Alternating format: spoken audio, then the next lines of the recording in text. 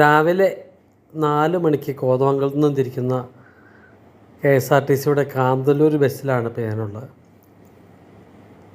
ഈ ബസ് ഒരു take over service ബസ്സാണ്.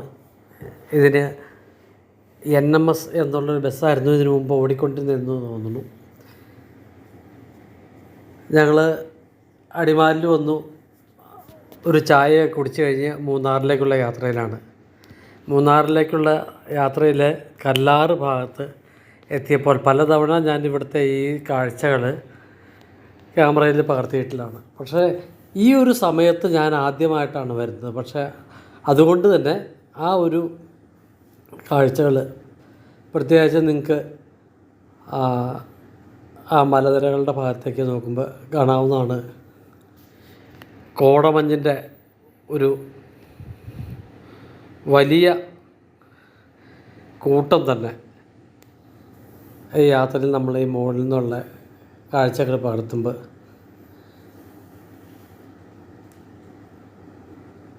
ആ മലനിരകളെ പൊതിഞ്ഞ് നിൽക്കുന്ന കോടകളുടെ കാഴ്ച, ആ കോടയുടെ കാഴ്ച അതിമനോഹരമായിട്ടുള്ള കാഴ്ചകളാണ്. അതുപോലെ ഇപ്പോൾ ഏകദേശം 5:45 മണി ആയിട്ടുണ്ട്, 6 മണിയോട് അടുക്കുന്നു.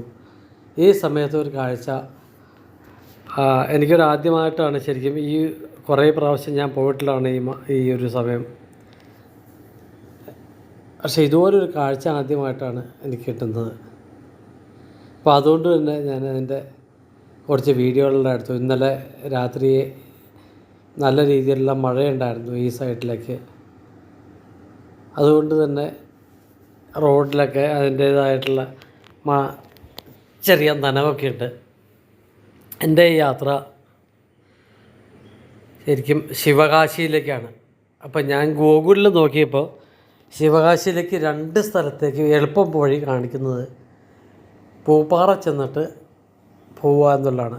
അപ്പോൾ കാലത്ത് 4 മണിക്ക് പൂപ്പാറയ്ക്കുള്ള ബസ് ഇല്ല എന്നുള്ളതുകൊണ്ടും നമ്മളിപ്പോൾ നേരത്തെ പൂപ്പാറ ചെന്നാൽ പോലും ഒരു പക്ഷേ 7 മണി കഴിഞ്ഞിട്ട് ബസ് കിട്ടാൻ സാധ്യതയുള്ളൂ എന്നുള്ളതുകൊണ്ടാണ് ഞാൻ ഈ മൂന്നാർ വഴിക്ക് വരാം എന്ന് ഉദ്ദേശിച്ചത്. അങ്ങനെ പോകുമ്പോൾ നമ്മുടെ വണ്ടിയുടെ മുമ്പിൽ തടി കയറ്റിയ ഒരു ലോറി.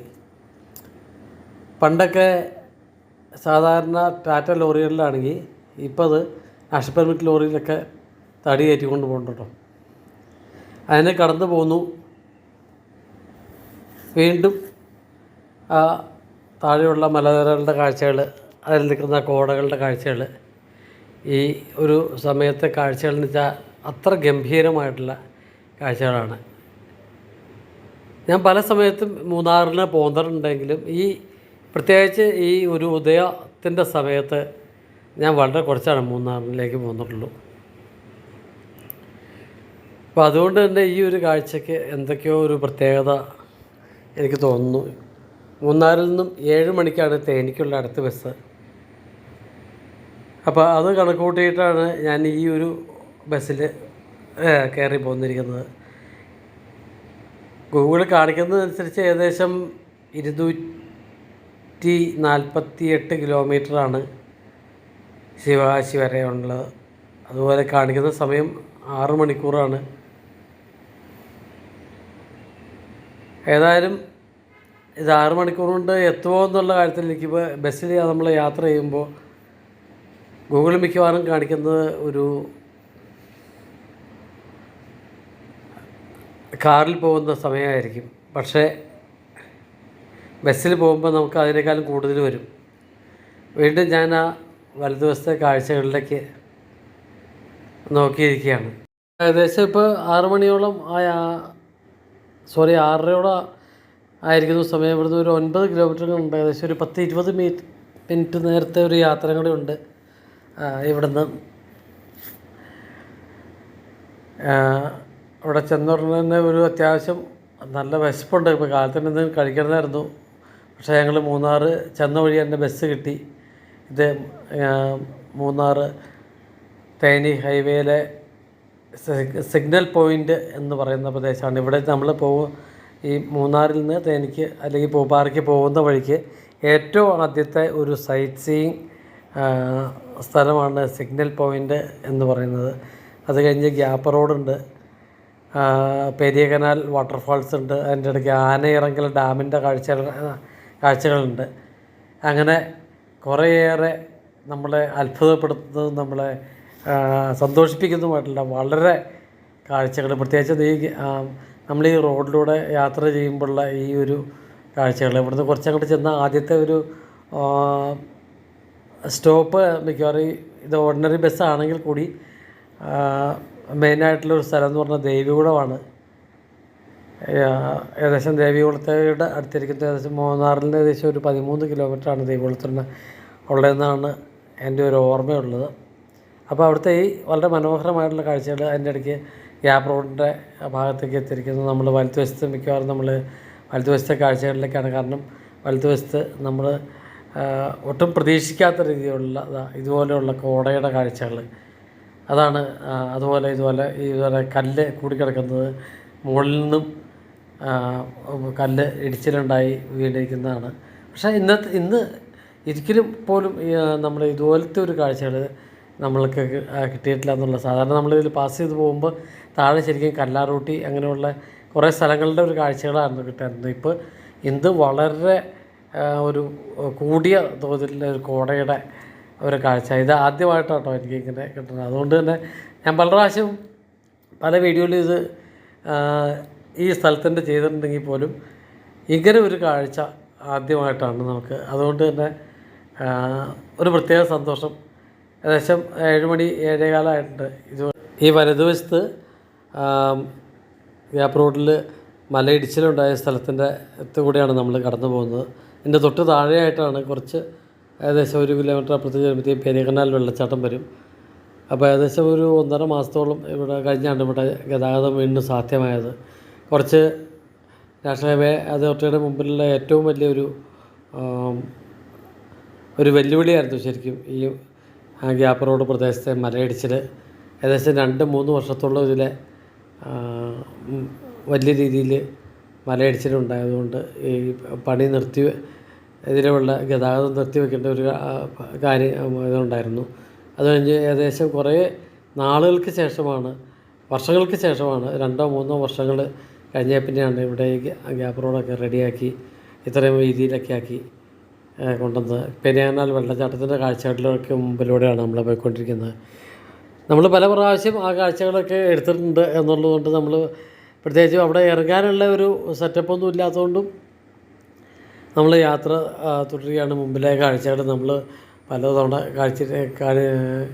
കാണിച്ചു തന്നിരുന്ന ഒരു കാഴ്ചകൾ തന്നെയാണ്. പക്ഷേ ഇന്നത്തെ ഏറ്റവും വലിയ പ്രത്യേകത ഞാൻ വീണ്ടും നമ്മൾ ആവർത്തിച്ച് പറയുന്നത് ഈ കോടയുടെ ഒരു സാന്നിധ്യം. ഇത്രയും വലിയൊരു കാര്യം നമ്മൾ കടന്നു പോകുമ്പോൾ കോടയൊക്കെ കണ്ടിട്ടുണ്ടെങ്കിൽ പോലും ഇത്ര വലിയ രീതിയിൽ ഒരു കോട വീണ് കിടക്കുന്ന സ്ഥലങ്ങൾ ഒരു പക്ഷേ ഇന്നലെ വൈകിട്ട് പെയ്ത ആ മഴയുടെ ഒരു ഇതുകൊണ്ടായിരിക്കും, ആ മേഘങ്ങളുടെ ഒരു സാന്നിധ്യം കൂടെ ആയിരിക്കും ഇത്രയും വലിയ ഒരു കോടയുടെ സാന്നിധ്യം അനുഭവം ഇവിടെ കാണാനായിട്ട് നമുക്കിപ്പോൾ ഇന്ന് പറ്റുന്നത്.